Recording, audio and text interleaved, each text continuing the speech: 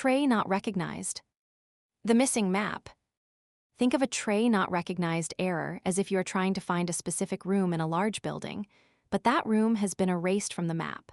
Your computer says, "Hey, I want to print from tray 2, but the printer looks at its own internal map and says, "I don't even know what a tray 2 is."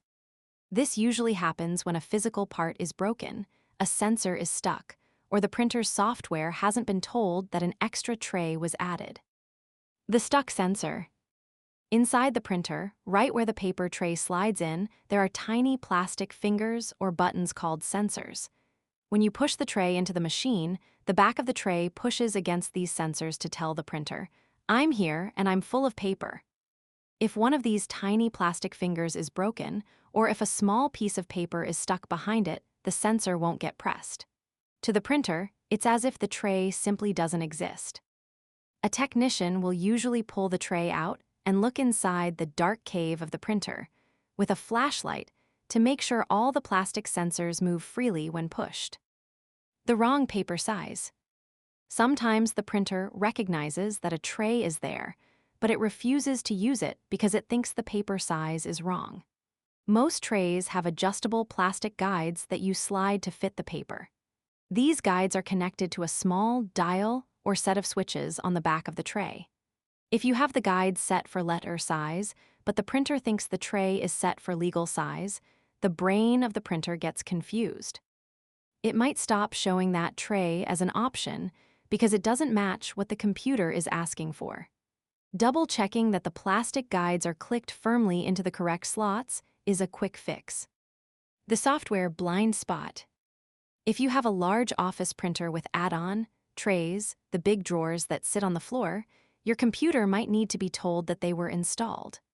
When you install a printer driver on your laptop, it often assumes the printer only has one tray. If you add a high-capacity feeder later, you have to go into the printer properties on your computer and manually check a box that says Tray 3 installed. Until you do that, the software will be blind to that extra tray, and you won't see it as an option when you go to print. Poor physical connection. For those large, stackable trays that sit underneath the printer, they connect to each other using a set of metal pins called a logic connector. If the printer wasn't seated perfectly on top of the tray, or if one of those pins is bent, the brain signal can't travel down to the bottom drawers. It's like a lamp that isn't plugged all the way into the wall. It might look like it's connected, but the electricity isn't flowing. A technician will often reseat the printer by lifting it up and carefully setting it back down on the tray to make sure the pins line up perfectly. Broken lift mechanism. Inside many professional trays, there is a lift that pushes the paper up so the rollers can grab it. When you slide the tray in, you should hear a small motor whirring for a second. That's the lift moving. If that motor is broken or if a plastic gear has snapped, the paper never reaches the top. Some printers will see this as a tray failure and simply stop recognizing that the tray is ready to work.